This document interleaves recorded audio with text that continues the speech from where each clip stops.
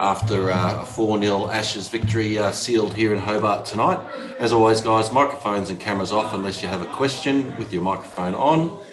Raise your hand if you have a question, and we'll try to get through everyone if we can. So hand up and we'll get started.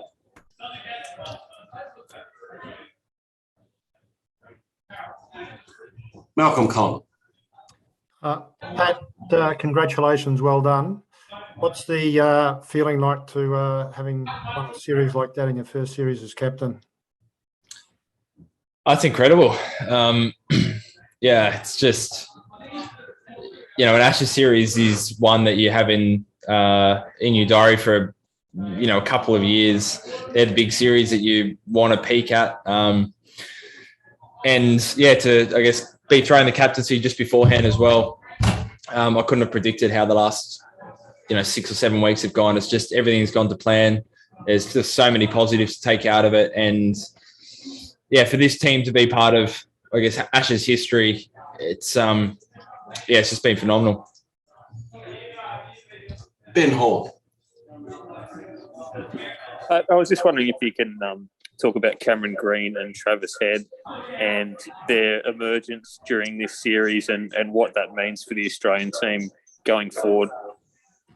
Yeah, happily. I think, someone like Trav Head, he's, still seen as, I guess, one of the younger players, but, he's got, a hell of a lot of experience in domestic cricket. He's played a lot, and he goes about a little bit different. He goes about it a little bit differently to most other batters, which is his biggest strength. So as a captain, I don't care if he gets out in non-traditional ways. I just want him to go out, be free, play his game. And yeah, he's just, I think being dropped last year and coming back in this year, he came with a real calmness about him, a real confidence. And you saw that straight away in the Gabba. He just played his game and just really grown. And yeah, Cam Green, very similarly. Last summer I thought he showed signs of his potential, and this summer he was, really confident. I think he grew as, as a batter and bowler throughout it, and he's just as good as any all-rounder in the world at the moment, I think. So for someone so young, as a captain, I feel really lucky, not only to draw on him when he's, as a bowler, but when he's next in the bat, I just feel so calm. Andrew Ramsey.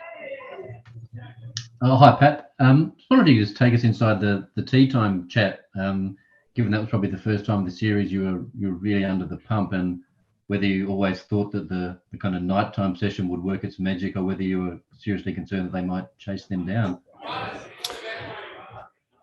Yeah, we had a really good chat. Andrew McDonald, the bowling coach, and Justin Langer as well. I think you can get carried away under lights here, that it's going to seam around everywhere. It's going to swing around corners.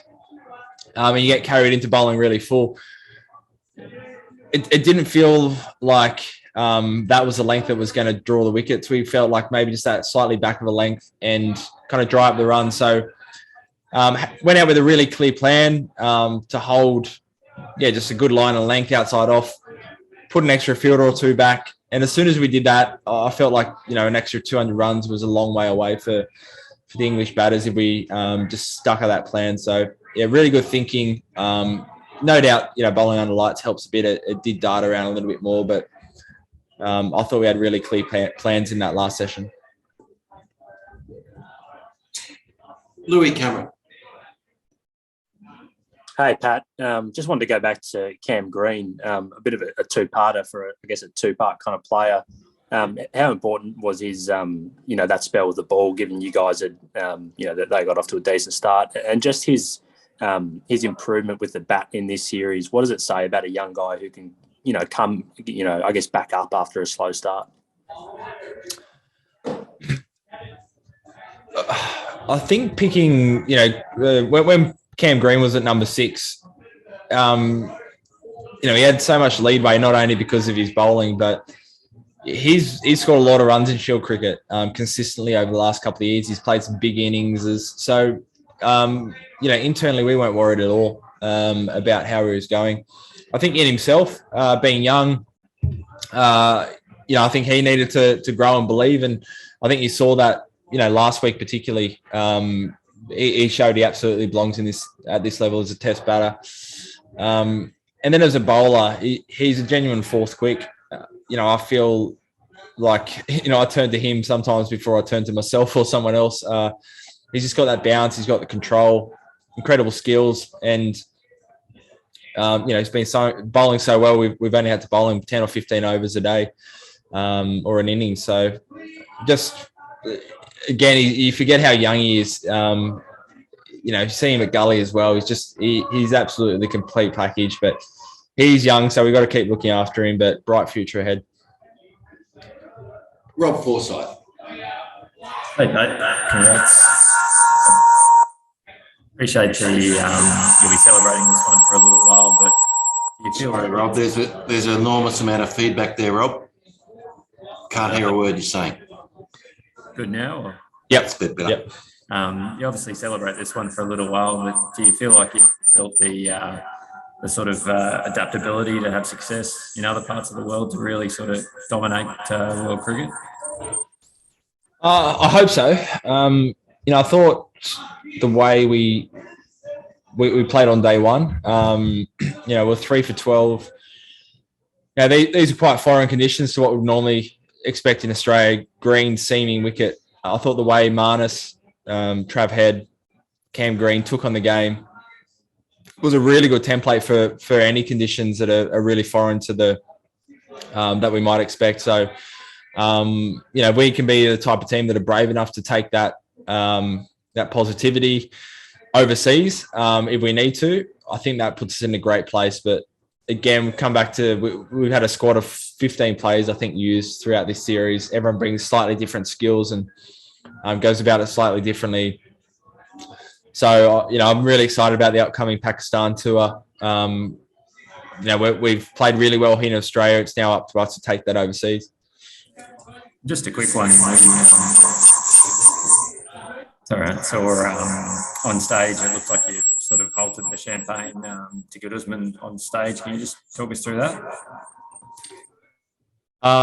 Just Usman's obviously Muslim, so he doesn't like the champagne being thrown. So just made sure he got up there and no champagne thrown.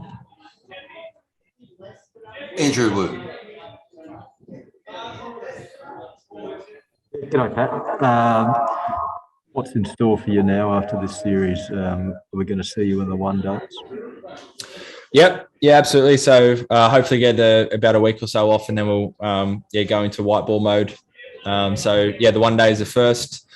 Be part of that, and go from there. Maybe bit of a break before Pakistan, but certainly be there for the one days, and then probably assess after that how we're going to go from there.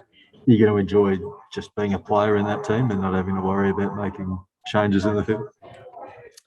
Yeah, potentially. Just being a bowler, thinking about purely bowling. Should be good fun. John O'Baruch. Cheers, Cole. Congratulations, Pat. Can you talk us through your battle with Mark Wood in Sydney and again today, I guess, in the first session and then, I guess, late as well? I thought he was, really impressive, not only today, but the whole series. His pace stayed up. He ran in hard and, played 4 of the 5 test matches. So I thought a huge series from Mark Wood. It was tricky today trying to face him. Just the wicket was a bit up and down. And I don't know if it was the pink ball, maybe he was just bowling too fast, but just felt like I was struggling to pick it up. So, just trying to survive. I wasn't too worried about copying too many, but I was just more trying to make sure I didn't hit the gloves and pop up to someone in the infield and get caught out. So, I thought he bowled well. And then, he's, pretty competent with the bat as well. So, saw him moving around the crease a bit, but he, obviously, high quality player. Yeah, and you spoke about how it's a whole squad mentality, which is really delivered this Ashes series. Are there some tough conversations with Josh Hazlewood coming up after Scott Boland's performances, with him not being a straight up walk up? I don't know. There's still a bit of water to go under the bridge, but Joshy Hazlewood's one of the best bowlers in the world, so it's going to be pretty hard for him not to have a place in our starting 11. But international cricket's hard work. You need to build a squad of particularly fast bowlers, and I feel like we got that between Jai, Scott, Michael Nesser as well. We're really well suited, so we'll see. I'm lucky as a captain, plenty of options. Cheers, Pat. Dan Cherney again. G'day, Pat. Congratulations. And you touched on Cam Green being, legitimate fourth seamer. Look, mindful that not to get ahead of yourselves, but how far away are we from him being a third seamer, especially in the context of Nathan Lyon not bowling at all in this Test match and not bowling in the second innings in Melbourne? And is there scope down the track to play, say, an extra batter and have Cam as really a fourth bowler, so to speak?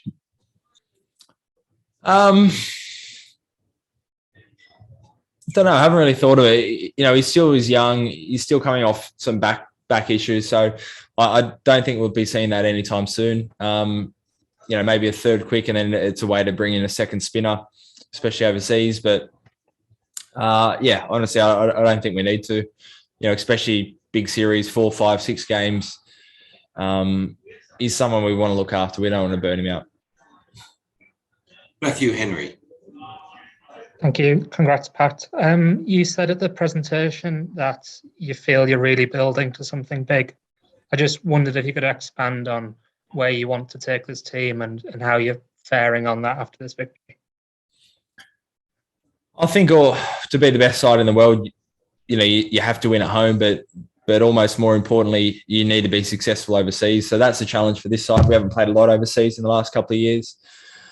Pakistan, Sri Lanka, India next year, England, it's all really foreign conditions to Australia. So that's going to be our challenge. As I said, I feel like we're really well suited having a squad of probably 15 plus extras who aren't here that, I think can offer a lot in those conditions. So this is just hopefully the beginning. I feel like we're all in a really good place. There's no imminent retirees, hopefully. So hopefully we're building something big for the next few years. Ben Hall. Pat, I'm not sure whether you had these question marks yourself, but, your first series as captain as a fast bowler, something that's never really been done before in Australia, to finish as the top wicket taker for the series, were you pleased with that in the sense of, you can do both jobs? It didn't impact on your bowling? For sure. Absolutely. That was probably my biggest worry in accepting the role as captain was I'm in the team as a bowler. I want to make sure that's protected and I'm able to perform as well as I'd like. So I think with each game I felt better at managing that. I could really switch off the,